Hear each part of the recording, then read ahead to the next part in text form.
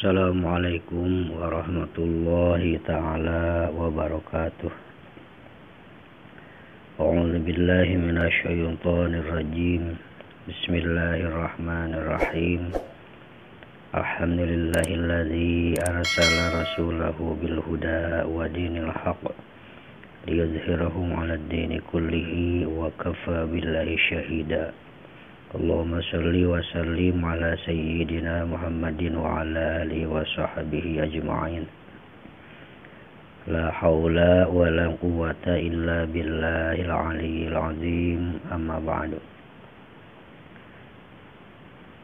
Dina ieu kesempatan simkuring bade ngabahas masalah kisah Kangjeng Nabi Yusuf alaihi salam.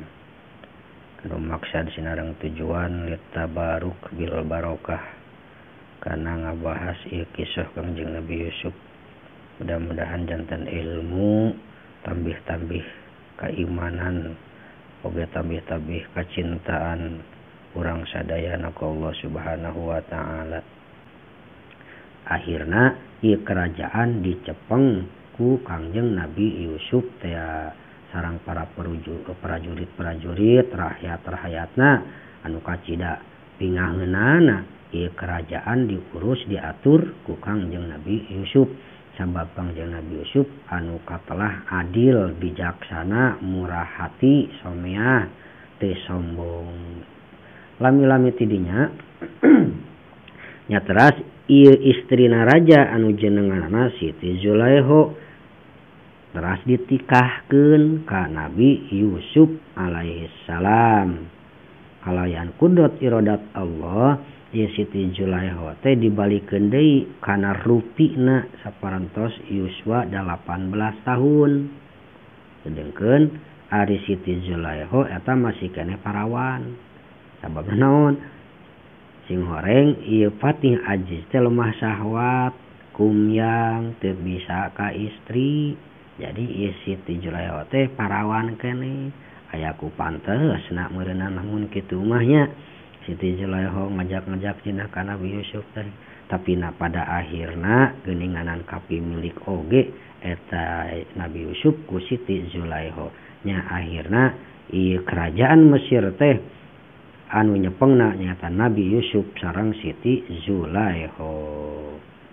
Tah tina hasil pernikahanana ieu Nabi Yusuf sareng Siti Zulaikha kalayan kudrat iradat Allah dipasihan keturunan nyata putrana teh 3. Kahiji namina putra Kangjeng Nabi Yusuf ti Siti Zulaikha teh Ifraim, kadua Misha, katilu Siti Rohmah.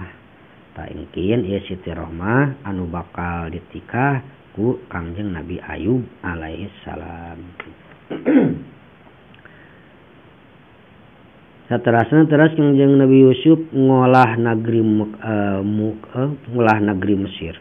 Dugi ka muka pertanian, perkebunan dina sagala tempat serta persediaan buat menghadapi tahun pahila teh, tahun paceklik teh, tahun paceklik menghadapi 7 tahun lilana.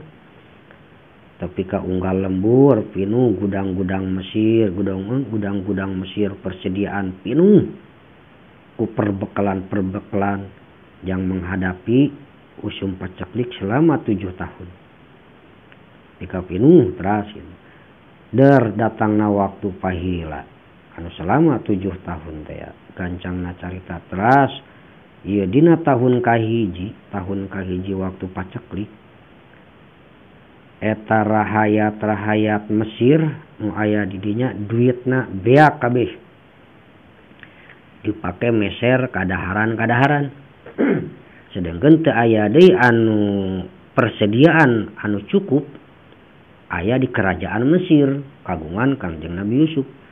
Nya akhirna eta balanya akhirna ka kerajaan Mesir.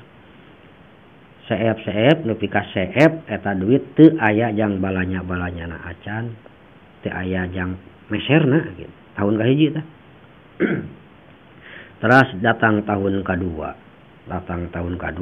beak sakabeh papakeanana eta rahayat Mesir. dijualan ka mana dijualan ka kerajaan nya dipeser ku Nabi Yusuf gitu. Tahun katilu nepi ka beak ingon-ingona eta anu kapimilik rahayat dijualan ka mana ka kerajaan dipeser ku Nabi Yusuf gitu. Dajang bekal teh apaan usum pahila nincak tahun ka-4 nepi ka beak abid-abidna bobogaan anak abid rahayat-rahayat anu ngabogaan abid-abid bujang-bujang dijualan dibeli ku Nabi Yusuf gitu. Masya Allah. Tahun ka-5 nepi ka beak tanah pakaranganana tempat-tempatna imah-imahna anu boga kebon dijual dibeli ku Nabi Yusuf. Boga tanah sekian meter sekian eta oge dijual ka Nabi Yusuf dibeli ku Nabi Yusuf nepi ka seep sadayana bobogaanana pakarang tempatna tanahna eta nu jadi rakyat seep dipeseran ku Nabi Yusuf. Pas tahun kagenepna akhirna nepi ka beak anak-anakna beak incu-incuna dijual ka Nabi Yusuf ka kerajaan dibeli ku Nabi Yusuf. Masya Allah ya kejadian nepi ka ahengki anak nu ka dijual incu nepi ka dijual gitu. Da usum jual beli jelema baheula mah gitu. Masyaallah. Nepi ka datang waktu ka-7 nepi ka beak awakna dirina dijual ka kerajaan. Nepi ka siap jadi abid saking ku eueuh jang beulieun eueuh jang dahareun eueuh deui naon anu kudu dijual itu beak ieu beak iwal awak sorangan nepi ka ngajual diri sorangan.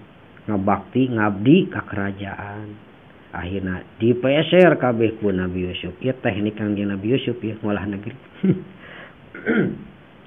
dipake meuli kadaharan ka Nabi Yusuf. Jadi akhirna ieu sakabeh negeri Mesir tanahna kakayaanana bahkan jeung jelema-jelemana lalakina awewena terutama ingon-ingona kabeh eta kapimilik ku Kangjeng Nabi Yusuf alaihissalam milik hak kerajaan.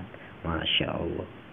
Keke tapina ku bijaksanana ku arifna ieu Kangjeng Nabi Yusuf seorang nabi anjeunna henteu saraka henteu abung-abung henteu sok henteu abung kana raja henteu abung kana beunghar anjeunna ningal loba jalma anu kalaparan teu tega ningalkeun rakyatna lalapar sabab bilih poho ka anu lapar nya hati-hati dinya waktu ku Kangjeng Nabi Yusuf sadayana diperdekakeun deui nu tadina nu ngajual anak nu ngajual incu nu ngajual dirina nu ngajual abidna kabeh diperdekakeun deui dipulang-pulangkeun deui sakabehna anu pernah dijual pernah dimeuli ka Nabi Yusuf dipulangkeun deui ka rahayatna akhirna rahayatna subur makmur deui loh jenawi repeh rapi ku kasolehanana ku kamurahanana kabijaksanana seorang raja Mesir nyata Kangjeng Nabi Yusuf teh gitu. Cek Nabi Yusuf teu pantes aya jalma ngawasaan merkosa ka pada jalma deui sabab sarua jalma oge perlu kudu dimerdekakeun akhirna dibebaskeun deui ku Nabi Yusuf teh. Ta ieu kajadian waktu paila waktu usum muyang teh ya ieu kajadian teh lain saala kadar di negara Mesir hungkul bahkan nepi ka unggal negara saantero dunia bahkan nepi ka negara Sam. Negara Sam teh nyata negara anu ramana Kangjeng Nabi Yusuf teh bahkan nepi ka kampung Kanaan tanah ramana tegasna Kangjeng Nabi Yakub alaihissalam. Tidinya nuju kaayaan paceklik kaayaan serta teu aya kang dahareun saeb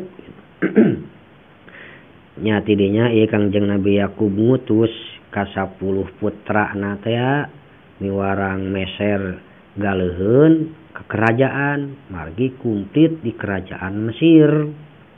Miwarang balanya berangkat ka negara Mesir ieu putrana nu 10 teh nyata saha kahiji Rubel, kadua Samun, katilu Lawi, kaopat Jabulun, kalima Yasjur, kagenap Dani, katujuh Taptali, kadalapan Jad, kasalapan Asar, kasapuluh Yahuda. Tah ieu nu 10 putra Kangjeng Nabi Yakub teh berangkat ka negeri Mesir menuju ka kota raja.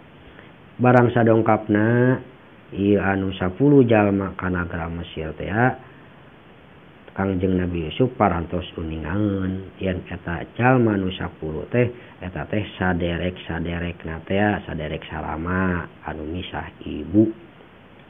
Tatapina eta saderek-saderekna mah teu uningaeun yen eta teh Yusuf teu uningaeun margi kan benten ku hebatna ku panganggona karajaan kan kapungkur mah pisahna ge di umur 12 tahun. Ayeuna kaayaan tos dewasa, tos nincak kana 33 kana 35an kadituna gitu. Tah teras disambut ku Nabi Yusuf ieu nu 10 jalma teh eta saderekna teh gitu. Teras ditaros gitu. Saha ari aranjeun, arek naon kadarieu jeung urang mana aranjeun. Teras we ngobrol di waler ku nu 10 jalmi teh abdi sadaya teh eta teh putra-putra Nabi Yakub. Sadayana mah ieu teh putra-putra Nabi Yakub teh 12 jalmi. Mung anu hiji deui mah leungit waktu harita di leuweung nuju alit keneh nyata namina Yusuf. Ari anu hiji deui mah Bunyamin. Tah eta mah ngantosan sareng pun bapa aya di lemur teu ngiring. Jadi anu ngiring maka dia mung 10 jalmi putra Nabi Yakub teh gitu. Teu apaleun yen eta teh sing horeng Nabi Yusuf teh. Nu maksud tujuanna mah eta nu 10 jalmi teh mah arek balanya, maksudna kadaharan kabutuhan pokok sehari-hari gitu sabab usum paceklik di nagarana teh. Teras disambut ku Nabi Yusuf ieu nu 10 jalmi teh gitu. Ditempatkeun di tempat-tempat anu ararane. Sabarantosna dongkap waktu enjing, teras dipasihan bekal pembelanyaan teh saurang saonta. Teras dileuwihan hiji saonta muatan saonta nyaeta kangge Bunyamin teh anu teu ngiring. Jadi 11 muatan gitu. Saur Nabi Yusuf bahasana tangkin nya di mana-mana aranjeun darongkap deui ka dieu wayahna candak Bunyamin ka dieu dulur anjeun. Lamun teu dicandak ka dieu tangtu moal diberena naon ku kaula sarta ulah ka dieu deui anjeun lamun ka dieu teu mawa Bunyamin. Wayahna engke deui anjeun kudu canak Bunyamin ka dieu. Nya saurna eta nu 10 jalmi unjuk sumangga mungkin urang saurkeun karama. Nah teras eta artos balanyaan teh ku Nabi Yusuf teu dicanak dilebetkeun deui kana momotan onta. Saur Nabi Yusuf teu pantes nampa duit ti bapa jeung ti dulur anu nuju kasusahan komo deui upama teu aya deui artosna mah. Jeung supaya buru-buru baralik deui ka darieu kitu. Engal ngacarita ieu anu 10 jalmi teh maruli ka Sam teh nagara Sam ka kampung Kanaan teh teras gancangna sumping karamana nyata Kangjeng Nabi Yakub arunjukan nisahkeun perjalanan kaayaan di Mesir yen raja Mesir teh geuninganan ka cidabageurna tur someahna murah hati. Saurna teh aya pesen ti raja Mesir upama usum muyang deui pamundutna Bunyamin wayahna kedah dicandak ka ditu. Lamun teu dicanak ieu Bunyamin moal diaku moal dipasihan naon-naon bahkan moal bisa asup ka nagara Mesir. Saur raja Mesir kitu. Maka diwalar ku Nabi Yakub, aduh aringgis deui ararisin kaula. Eta mah kahayang anjeun we, kahayang araranjeun kitu soteh. Sabab ieu Kangjeng Nabi Yakub teh saatosna teu aya ieu Kangjeng Nabi Yusuf nyaahna teh nyaeta ka Bunyamin, nepi ka ieu Bunyamin ku Kangjeng Nabi Yakub nyaeta ku ramana tara pati dipasihkeun among-amongan sareng duru-duruna anu 10 teh. Jadi kasienan gitu. Kasinan kejadian sok bawa di kumaha-kumaha deui we kawas kejadian Nabi Yusuf baheula teh gitu. Tak jawabanna kitu saur Nabi Yakub, araringgis teh hararayang teuing eta mah jijeunan anjeun we kitu. Terus eta momotan-momotan daya balanyaan anu aya dina onta dibaruka sadayana. Pas barang muka kana momotan anu hiji deui kapendak aya artosna dipulangkeun deui. Eta ceuk sawarehna putra Nabi Yakub, tah ieu geuninganan tuh bukti kasayan Raja Mesir teh artos urang teh dipulangkeun deui. Tuh jadi ayeuna mah moal aya kasalempangan upami ngabantun Bunyamin dicanak ka Mesir. Anu tangtos untungna urang teh bakal dibagjakeun sabab pamulutna hayang dicanak ieu Bunyamin. Saur ieu Nabi Yakub ramana moal dibikeun Bunyamin mah gitu. Moal dibikeun cenah dibarawa ku aranjeun melahang teu percaya ka aranjeun sok bawa di kumaha we ieu Bunyamin teh, kecuali wayahna anjeun kudu sumpah heula lamun rek mawa Bunyamin ka Mesir wayahna yen Bunyamin kudu bisa dibawa balik deui, ulah diroga hala, ulah dikaniaya, kudu diraksa ku anjeun. Saparantasnya nya sepakat we tah anu 10 jalmi teh gitu rek ngaraksa rek ngajaga ieu Bunyamin yang sumpah lamun ke dicanak ka Mesir engke uihna bakal dicanak deui disangakeun deui karamana gitu. Tapi saur Kangjeng Nabi Yakub kieu di lah cukup Allah nu ngaraksa ulah anjeun jeung cukup Allah nu nyaksian. Tah tos lami tidinya teras lami keayaan teras keayaan masih berjalan keayaan usumuyang nya nepi ka kakirangan deui dina masalah sembako, dina masalah makanan-makanan pokok di keluarga Kangjeng Nabi Yakub.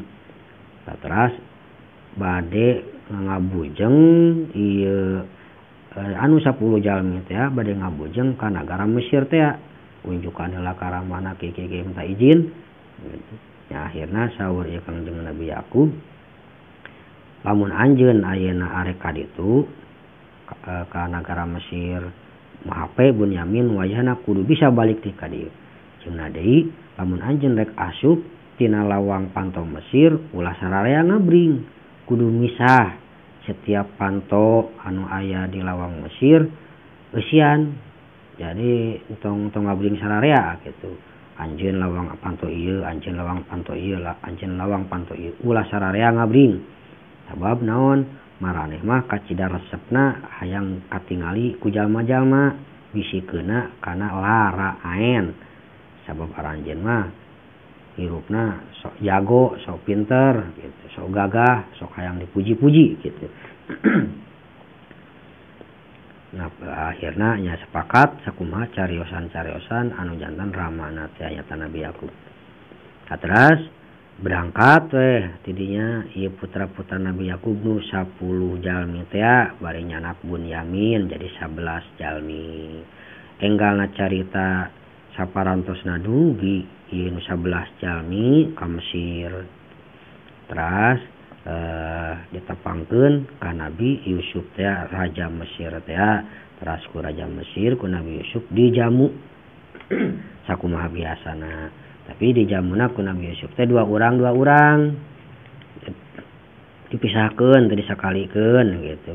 Jadi 2 urang hiji amparan, hiji kadaharan. Bahkan dina sareana ge sakamar 2 urang, sakamar 2 urang, sakamar 2 urang. Jadi 5 kamar 10 urang.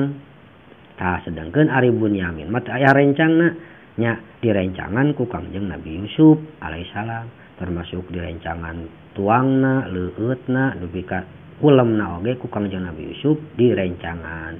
padahal ngahaja ieu teh ni Kangjeng Nabi Yusuf hoyong tepang sareng Bunyamin anu sejenna mah can apaleun nya gancangna carita ngabukakeun rahasiana ieu Kangjeng Nabi Yusuf ka Bunyamin da puguh oge ieu Bunyamin mah rai tegas jadi rai saindung nyata ti Siti Rohil teh gitu anu sejenna anu 10 kan misa ibu teh gitu nya teras ngobrolkeun kajadianana kisahna ieu Kangjeng Nabi Yusuf teh ka Bunyamin bahwa dirina teh ieu kaula teh ngaran Yusuf lancik anjeun teh dulur anjeun teh saparantosna nguping kana kisahna kitu ieu Bunyamin kacida atau heunana bunga heunana akhirna silu gabrug silu rangkul teh sangka geuninganan ieu teh lancik sorangan tapi ke akhirna kaayaan kajadianana kieu anu ahengna biasa bunga silih rangkul gitu tapi ka saur Bunyamin aduh ayeuna mah geus kaula moal hayang pisah deui jeung anjeun anu geus sabar halami urang pisah tapi ka ayeuna amprok di dieu kaula moal hayang pisah deui jeung anjeun kata saur Kangjeng Nabi Yusuf aduh moal bisa ieu sababna ieu sabab masih kena rahasia encan kabongkar rahasia ya kecuali kudu nyieun heula kelah nyieun heula sabab payahna we anjeunna mah ayeuna mulang deui we rombongan ka ditu tapi rahasiakeun heula gitu nya enggalna carita dina waktu enjingna saparantos siap percakapan ieu cacanakan teh anu disanggakeun ku Nabi Yusuf ka saderek-saderekna anu 11 hiji onta hiji puatan teras gitu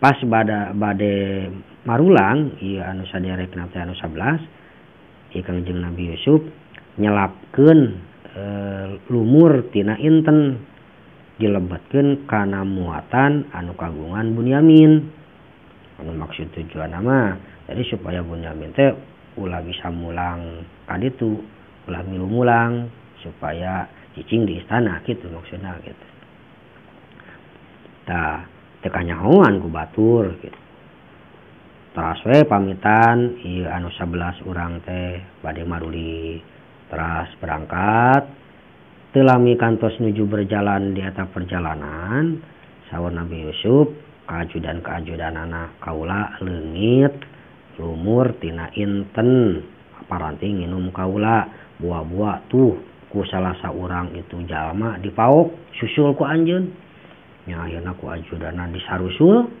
eta ceuk ajudana bari kieu ngajarawuk bangsat tapi ka anu 11 urang maralik kabeh tuluy nanyakeun aya naon marulih deui bari aya naon ieu teh anjeun ngomong bangsat ka kaula sadaya memang kaula bangsat kitu eta ceuk ajudanana kieu ya upama yang terang tuan raja teh kalengitan lumur tina inten anu sok paranti tuan raja ngaleueut mungkin ku anjeun ku salah sahijina anjeun dipauk saha anu bisa mulangkeun eta lumur tina inten cik raja bakal dipersen kadaharan samuatan onta kudu ngaku anjeun kata sadayana pada nyarios kieu hei prajurit aranjeun pada uningan teu yen kaula sadaya teh putra nabi lain jalma jahat lain jalma garong lain bangsat pilaku ngagarong ngabangsat kanu lain hakna eta ceuk prajurit sanu nyaho prajurit coba ayeuna mah kumaha ieu lamun kanyahoan di antara aranjeun bukti eta nyokot kana lumur inten anu raja teh kumaha anjeun siap narima hukumanana gitu lamun ceuk eta ieu anu 11 urang nya lamun bukti mah siap kaula narima hukumanana nya akhirna dicaranak sadayana dihadapkeun ka caket kerajaan disaksian ku sararea seueur gitu kan Kangjeng Nabi Yusuf keningalieun uningaeun nya teras digaradah eta sadaya muatanana anu aya dina onta-onta termasuk timimiti lanceukna teras gitu. Pas ka 11 urang kapendak ieu momotan teh aya dina ontana momotan Bunyamin.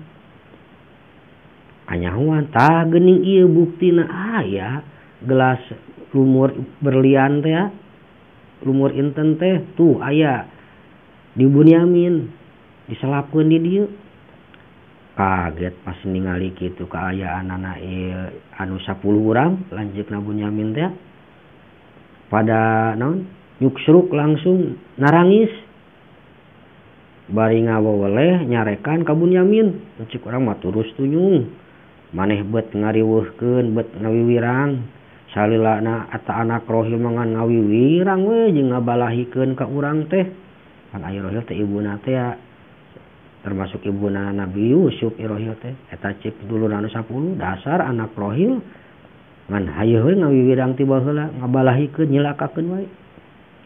Atuh ceuk Bunyamin teh dijawab kieu puguh marane nu ngabalahikeun ka kaula mah lain kaula ka aranjeun nu arek ngabalahikeun ka kaula mah nepi ka anjeun nganiaya dulur kaula lanceuk kaula ngaran Yusuf.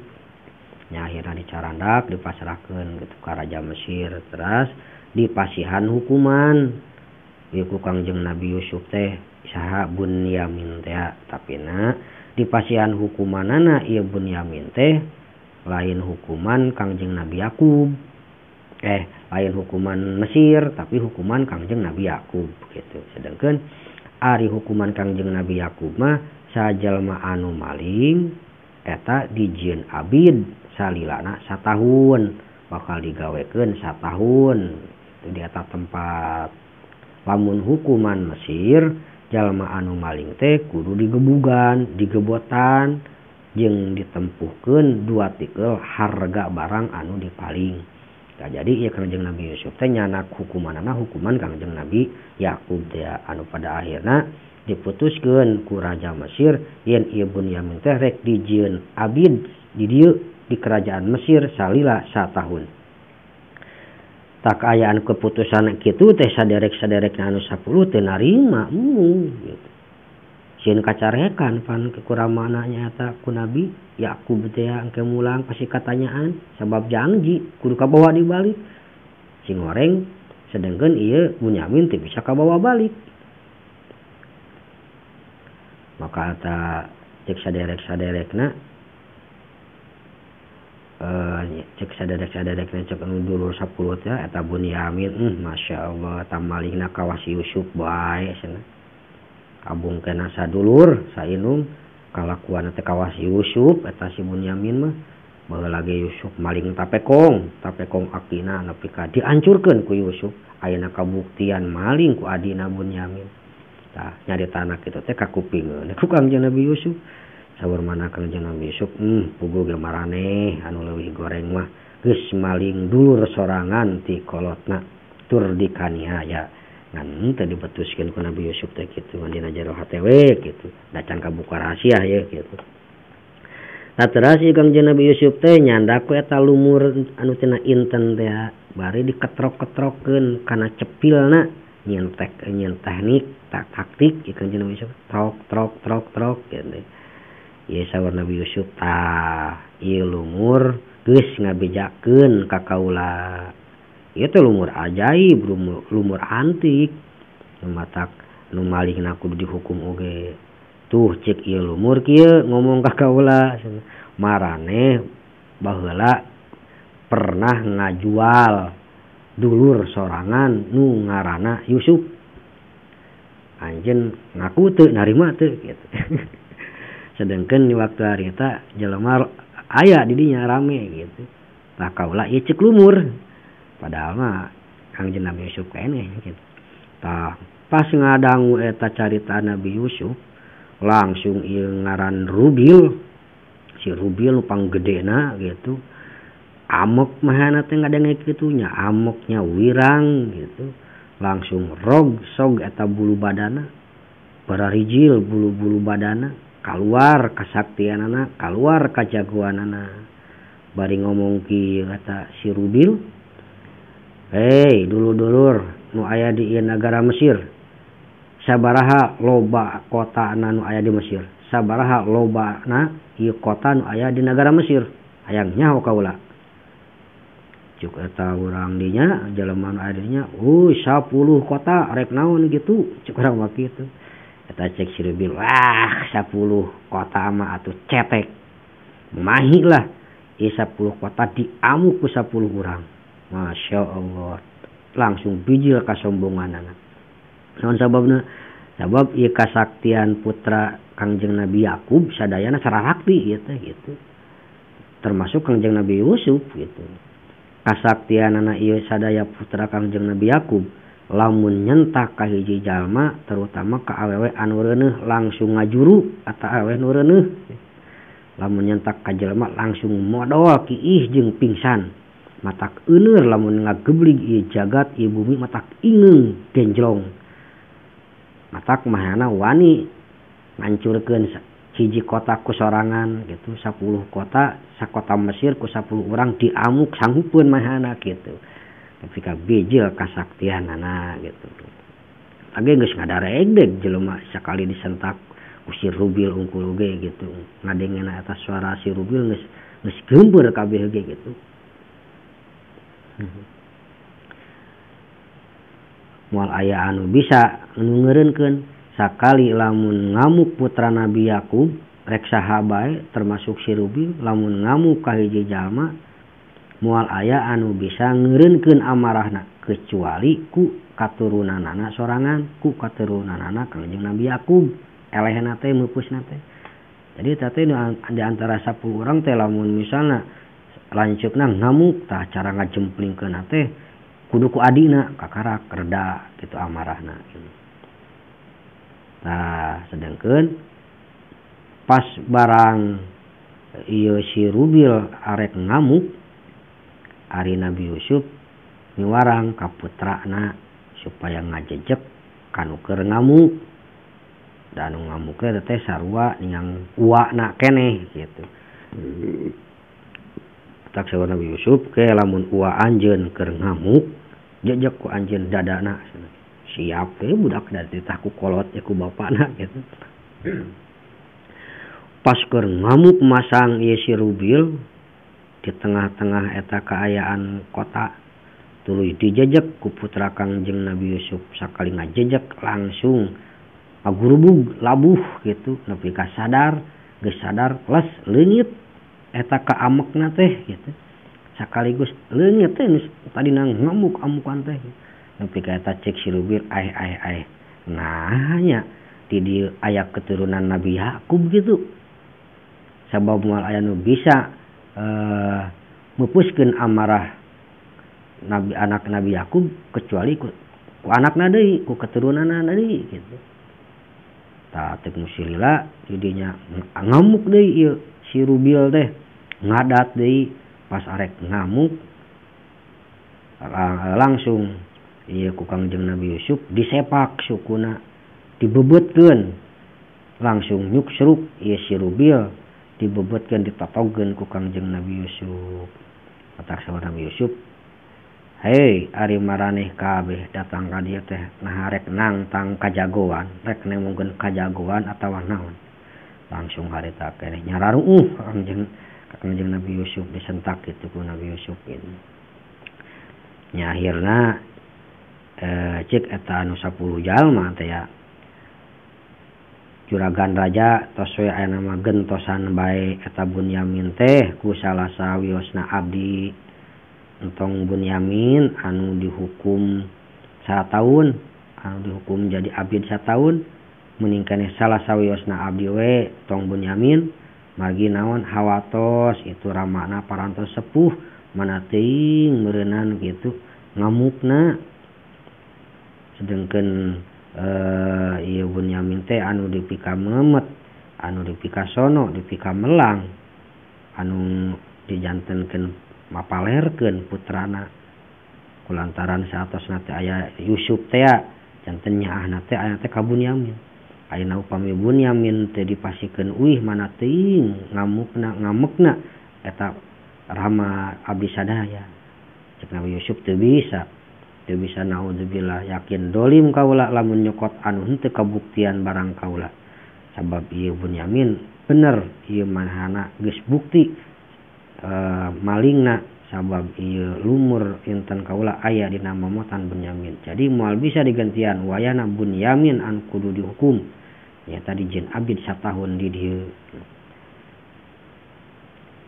Nya saparantos kitu putus harapan ieu nu 10 jalmi teh teu tiasa nyandak uih ieu Bunyamin ka kampungna teh nya akhirna baradami teras kieu cek Yahuda sawarehna tina nu 10 teh aranjeun aya mah kieu we geus aya majung marulih kadar itu 8 urang keun kaula mah cicing di dieu moal kaluar ti nagara ieu Mesir kecuali lamun geus diparentah ku bapa atawa lamun geus bisa kabawa di ieu Bunyamin atawa kagok kaula perang heula sakalian ke di dieu ke kumaha engke jung we aya nama aranjeun marulang kaula dagoan di dieu cek Yahuda kitu karena kaula geus janji buat ngabalikeun deui ieu Bunyamin jeung urang ayeuna geus nyieun dolim bareto ka Yusuf ayeuna piraku kaula tega arek ninggalkeun Bunyamin deui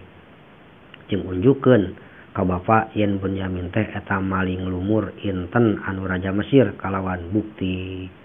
Ya saparotosna sepakat nya akhirna arwih ieu nu 8 jalmi ka nagarana. Nyata ari Yahuda mah eta henteu mulang akhirna dugi ieu anu 8 jalmi teh ka nagarana ka Syam teh nyata ka kampung Kanaan. Nya teras dicarioskeun ieu kajadian ieu kisah kudu 8 jalmi teh karamana nyata ka Kangjeng Nabi Yakub teh. Tapina ieu Nabi Yakub teu percanteuneun gitu cik Nabi Yakub ieu mah samata-mata kagorengan aranjeun bae tuh nya kaula teu percaya mahapekeun Bunyamin ka aranjeun teh buktina anjeun janji arek mawa deui Bunyamin ayeuna mana Bunyamin teu bisa kabawa balik ku aranjeun pasti ieu mah dikaniaya ku aranjeun ieu Bunyamin. Tapi ka akhirna ieu Kangjeng Nabi Yakub nangis ngaguak gitu kulantaran teu aya ieu murangkali anu kamemetna kitu nyata Bunyamin teh saur para putra putuna mama mah parantos 40 tahun lamina henteu eureun-eureun nangisan wae Yusuf ayeuna nangisan Bunyamin dugi ka teu damangna nepi ka saking kulamina mama ieu nangis tos 40 tahun dugi ka janten bodas eta soca mama bade nepi ka iraha atuh mama teh nangis bae teh kieu bae jeung kieu bae saur Kangjeng Nabi Yakub mama unek-unek sasambat hungkul ka Allah jeung mama nyaho yen Yusuf masih keneh hirup menang beja ti malaikat Ajrail sarta bakal kumpul deui jeung anak-anak anu henteu araraya tah ayeuna wayahna ku aranjeun parapai pilarian eta Yusuf jeung dulur anjeun nyaeta Bunyamin wayahna kudu kabawa deui ulah sok mugatkeun rahmat Allah sabab mugatkeun rahmat teh mata kufur salamina ti harita nya tidinya saderek-saderekna anu 8 jalmi teh ya saparantosna lami deui tidinya mamaksad bade milarian Yusuf anu sakumaha saurana Yusuf teh masih kene aya sareng bade nyanak deui Bunyamin kumaha we carana kitu. Tah teras berangkat deui ieu nu 8 jalmi ka mana ka Mesir. Barang parantos dugi ka kerajaan ieu Mesir. Teras ieu nu 8 jalmi teh arunjukan ka Kangjeng Nabi Yusuf. Hei tuan raja sadayana ahli-ahli abdi parantos kalaparan. Abdi sadaya dongkap deui ka dieu ngan ukur ngabantun artos mung sakiayana. Jadi kaayaanana ieu dulur-dulur anu 8 teh lain ngahaja khusus bade nyanak Bunyamin sareng bade milarian Yusuf kalaka bade barang penta ka kerajaan Mesir teh ka bahasana kitu. Abdi teh kalaparan mugi tuan raja kersa sodakoh kadaharan ka jisim abdi tangtos diganyar ku Allah Subhanahu wa taala. Maka diwalar ku Kangjeng Nabi Yusuf keke gampang. Masalah anjeun barang penta masalah kadaharan mah kaula arek nanya ka anjeun. Ari aranjeun masih kene inget teu kana kalakuan aranjeun bareto ka Yusuf jeung kadulurna eta Bunyamin teh eta saur saderek nu salapan teh jalan salapan keke nahanya tuan raja teh make nyarita kitu aneheun ka cida gitu. Jadi seolah-olah nginget karena masa baheula kejadian masalah Yusuf teh jeung seolah-olah kaya uningangeun ieu raja Mesir teh karena maksud anjeunna antadina bade milarian Yusuf jeung bade nyanak Bunyamin pas datang ke kerajaan kalau ka barang penta gitu. Jadi seolah-olah ieu teh diingetan gitu. Jeung anehna teh kunaon menang jadi nyaho. Kisah-kisah kalakuan orang baheula nganiaya ka Yusuf. Bika naros kitu cik Kangjeng Nabi Yusuf teh kitu. Anjeun inget keneh teu kana kejadian baheula anjeun pernah nganiaya ka Yusuf gitu. Nyata dulu anjeun teh.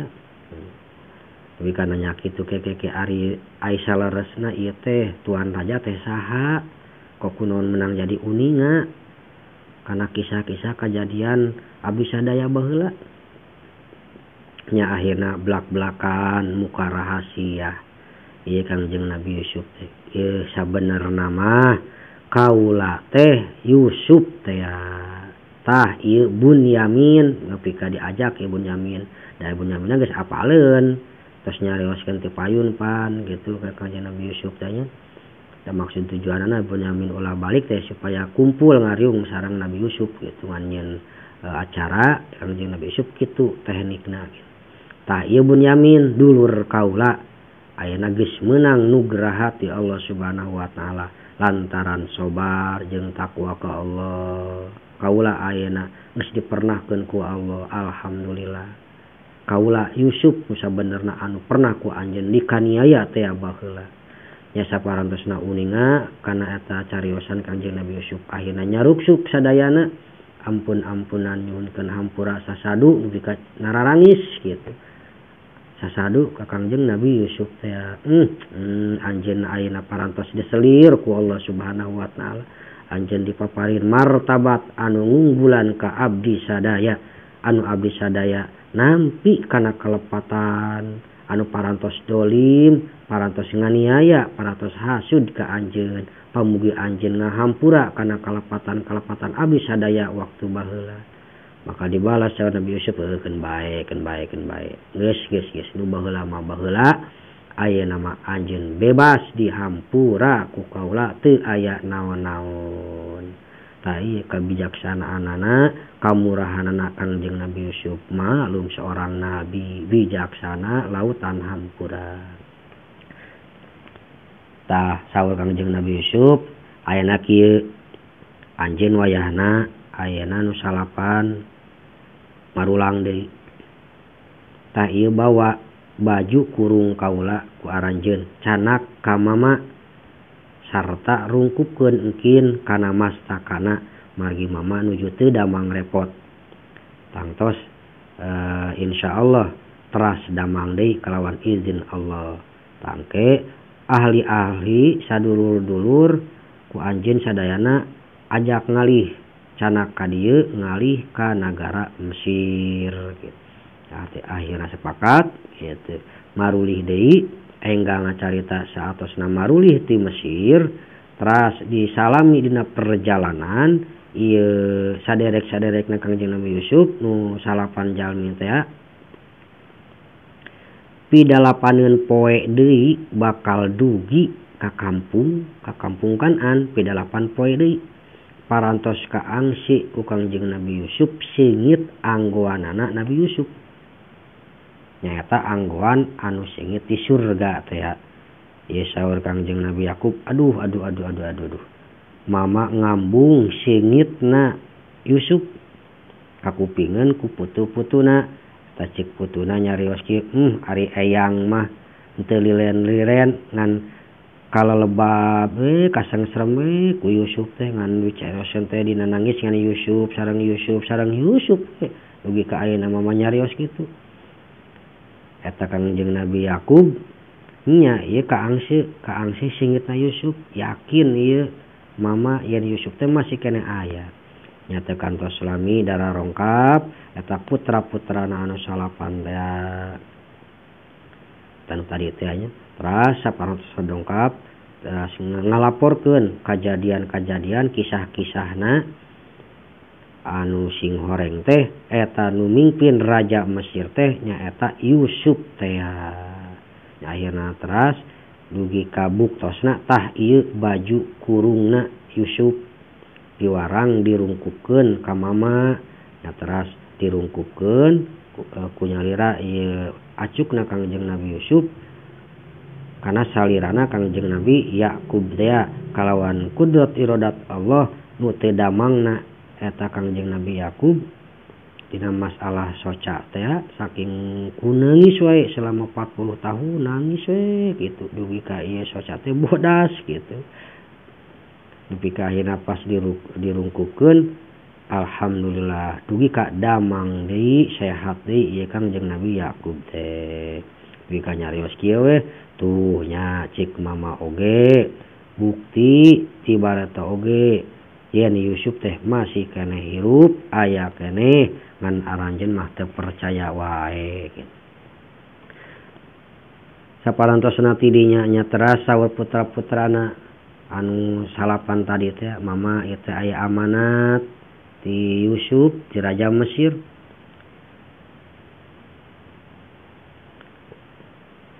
upami bade kadar itu caranak sadayana ahli-ahli urang ngalih piwarang ka Mesir ngalih entong di dieu sareng mama abdi sadaya ngaku ayeuna kana kalepatan nu pernah nganiaya ka Yusuf baheula pamugi ku mama hoyong dipangyuhunkeun hampura ka Allah Subhanahu wa taala tina dosa abdi sadaya maka saur Nabi Yakub engkelah waktu sujud malam Jumat dipangtobatkeun ku mama ka Allah Subhanahu wa taala yang barang dongkap kana waktuna eta malam Jumat nya teras Kangjeng Nabi Yakub teh munajat ka Allah Subhanahu wa taala ngadua ya Allah muga-muga Gusti ngahampura kana kurang kasobaranana abdi sareng kana dosa-dosa anak abdi kadulur-dulurna nyaeta Yusuf saparantosna ngadoa kitu nya teras dongkap wahyu ti Allah Subhanahu wa taala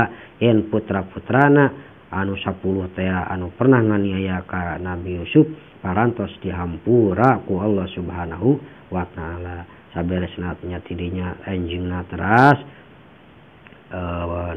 enggalna carios sadayana para ahli katut sadere Kangjeng Nabi Yusuf ramana incuna dugi ka 70 jalmi istri sinarang pameget teras ngalih ka negeri Mesir piwarangan Kangjeng Nabi Yusuf teh teras sarumpingna di perjalanan ieu ka Mesir ku Kangjeng Nabi Yusuf dipapag ieu rombongan-rombongan nu janten ramana teh ti nagara Sam sareng Kangjeng Nabi Yusuf nyanak balad 400.000 prajurit da saparentosna tepang Kangjeng Nabi Yusuf sareng ramana teras siri rangkul duka cita bunga suka bunga nararangis gitu maklum sono anu ti waktu umur 12 tahun ayeuna teh tepang gitu ayeuna tepang di kabayang we sonona gitu teras siri rangkul siri cium siri maaf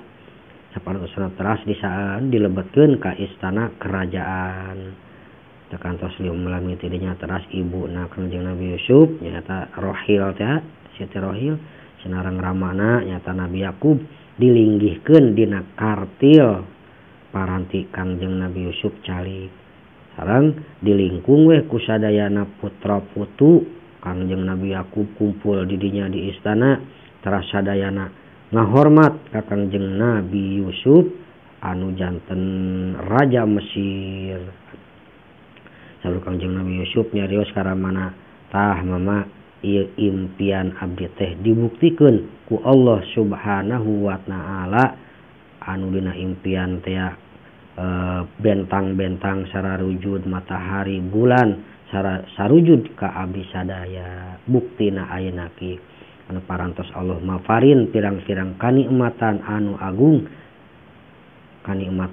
agung saparantosna dikaluarkeun anjeunna ti penjara teh. Nah teras Kangjeng Nabi Yusuf ngadoa ka Allah Subhanahu wa taala, Rabbi qad ataitani minal mulki wa 'allamtani min ta'wilil ahaditsi fatiras samawati wal ardi anta waliyyun fid dunya wal akhirah tawaffani muslima wa alhiqni bis sholihin. Hei pangeran abdi Gusti anu parantos mafarin kanikmatan pangkat kanabian ka abdi sareng karajaan ka abdi sareng parantos masihan ta'bir impian Gusti anu nulungan ka abdi dunia akhirat muga-muga abdi maot nyanak iman sareng Islam sarta dikumpulkeun sarta pirang-pirang jalmi-jalmi anu saroleh. Eta doana Kangjeng Nabi Yusuf teh. Terus ari Nabi Yakub lamina di kerajaan Mesir teh kenging 24 tahun saparantosna tidinya teras wafat ieu Kangjeng Nabi Yakub teras dimakomkeun di Baitul Maqdis Palestina nyata kusaku Kangjeng Nabi Yusuf teh. Ari pupusna Kangjeng Nabi Yakub eta teh sareng sarejeung sareng dulur kembarna dulur sakembar. Jadi Kangjeng Nabi Yakub teh saur sakawana ngagaduhan dulur kembaran anu namina teh Ais gitu. Ais ari Ais teh eta teh dulur kembaranna Kangjeng Nabi Yakub pas pupusna oge sareng bahkan dimakomkeun oge dikurebkeun oge disakurebkeun dihijikeun. Ari yuswana Kangjeng Nabi Yakub teh nyata 147 tahun. Sedangkan ari Kangjeng Nabi Yusuf yuswana 110 tahun. Tekantos lami pupus Kangjeng Nabi Yusuf nya dimakomkeun di tengah-tengah Bangawan Nil. Tapi akhir-akhir nami dieu ku Kangjeng Nabi Musa dialihkeun jasadna Kangjeng Nabi Yusuf dimakomkeun di Baitul Maqdis Palestina teh dicaketkeun sareng makomna Kangjeng Nabi Yakub alaihi salam. Eta kitu riwayat singkat ti Kangjeng Nabi Yusuf teh. Enten yuswana sadayana kitu. Kangjeng Nabi Yusuf mah yuswana 120, Kangjeng Nabi Yakub yuswana 147, Kangjeng Nabi Ishak mah yuswana 180, Kangjeng Nabi Ibrahim yuswana 175 gitu. Mudah-mudahan kalawan kisah anu singkat ieu urang kenging taufik hidayah rahmat magfirah Allah ageng kamaslahatan sareng kamanfaatan janten ilmu ka urang sadayana amin ya rabbal alamin. Khudma sofa wa da'ama kadar bi annallahu wal haq akhirul kalam assalamualaikum warahmatullahi wabarakatuh.